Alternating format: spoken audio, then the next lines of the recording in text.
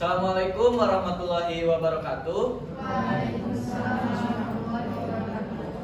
Kami dari kelompok 7 akan mempresentasikan mengenai analisis SWOT, mengenai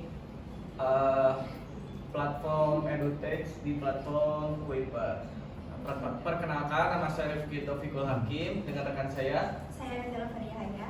Saya Nidia Maulina. Saya Alisinta Ajara.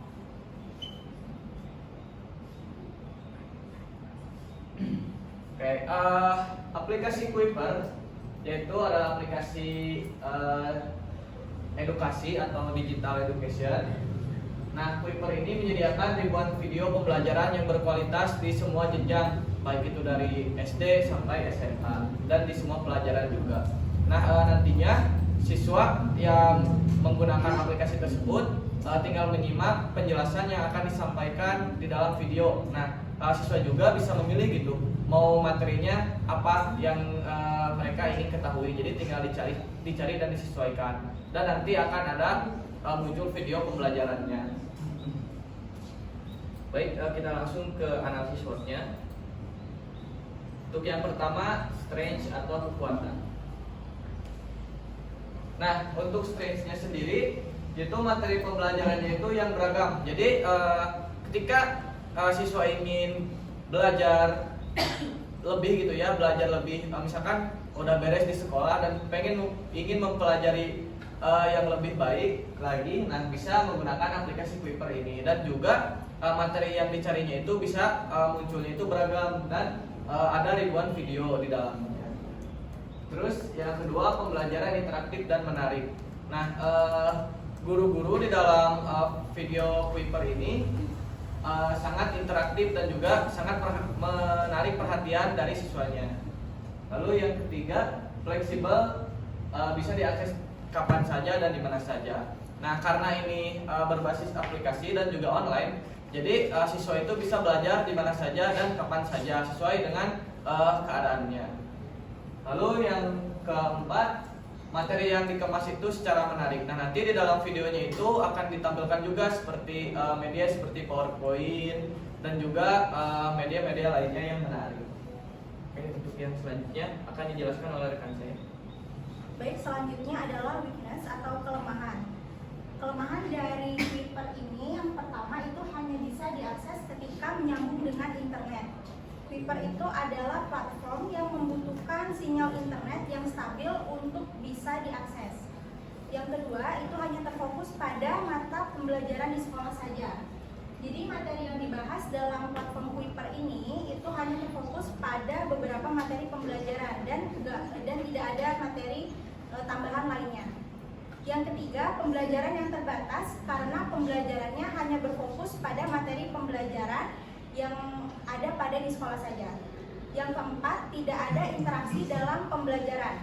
Pembelajaran terlaksana hanya satu arah dan tidak ada interaksi antara guru dengan siswanya selama proses pembelajaran. Oke, yang selanjutnya itu ada opportunities atau peluang. Yang pertama, teknologi digital yang semakin maju. Jadi, kemajuan teknologi memberikan peluang bagi Kuiper untuk terus berkembang dengan fitur seperti kecerdasan AI, analisis data. Jadi Kuiper itu dapat menghadirkan pengalaman belajar yang lebih berarti bagi siswanya. Yang kedua, ada semakin banyak orang yang belajar secara online.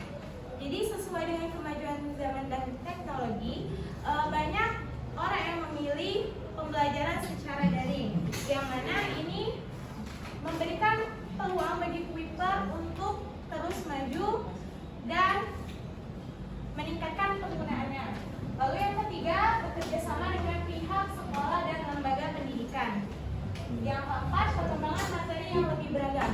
Jadi di dalam Kuiper video itu terdapat banyak mata pembelajaran, video pembelajaran, latihan soal, dan juga pembahasan soalnya. Selanjutnya akan dilanjutkan oleh rekan saya. Oke, selanjutnya ada threats atau ancaman apa saja sih yang Kuiper temui saat ini? Yang pertama adalah persaingan dengan aplikasi serupa. Perlu kita ketahui bahwa Kuiper ini bukan hanya satu-satunya pengembang teknologi atau edutech di bidang video pembelajaran. Seperti yang kita tahu banyak sekali. Sehingga Kuiper ini harus bisa mengatasi apa sih yang bisa menjadi keunggulan Kuiper ini dibanding dengan aplikasi serupa. Yang kedua adalah keamanan data pengguna, karena kita Kuiper ini mengkoleksi atau mengumpulkan data-data pengguna yang tujuannya memang bagus untuk membuat algoritmanya menjadi tepat. Tetapi keamanan data ini perlu diperkuat lagi oleh Kuiper, karena kalau misalnya datanya bocor, maka kepercayaan pengguna itu bisa menjadi turun. Yang selanjutnya adalah perkembangan teknologi baru. Nah, teknologi ini berkembang sangat cepat sekali dan perusahaan harus selalu mengikuti tren terbaru. Jika Kuiper tidak mampu beradaptasi dengan cepat terhadap teknologi baru, platform ini bisa tertinggal dan persaingan yang lebih inovatif. Lalu selanjutnya adalah keterbatasan layanan dan juga dukungan teknis. Seperti yang kita ketahui bahwa tidak luput suatu platform itu dari down-nya sistem dan sebagainya. Itu juga kalau misalnya setelah sering terjadi bisa menjadi suatu bumerang untuk Kuiper ini. Dan yang terakhir adalah perubahan kebijakan pemerintah yang seperti kita ketahui juga bahwa sekarang kemajuan teknologi semakin baik dan semakin maju, maka pemerintah pun akan menjadi pay attention atau memberikan perhatiannya, sehingga akan ada kebijakan-kebijakan baru yang mungkin akan memberatkan kepada perusahaan ini. Terima kasih, mungkin sekian. Silakan dikembalikan kepada moderator.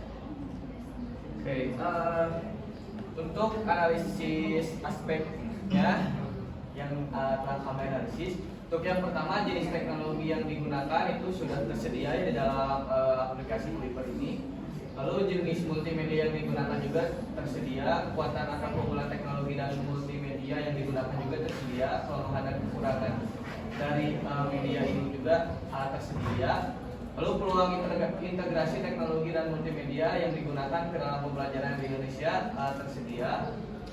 Lalu yang terakhir, ancaman atau tantangan yang muncul jika dilakukan integrasi teknologi dan multimedia yang digunakan tersebut di dalam pembelajaran di Indonesia juga tersedia. Mungkin sekian presentasi dari kelompok 7. Assalamualaikum warahmatullahi wabarakatuh.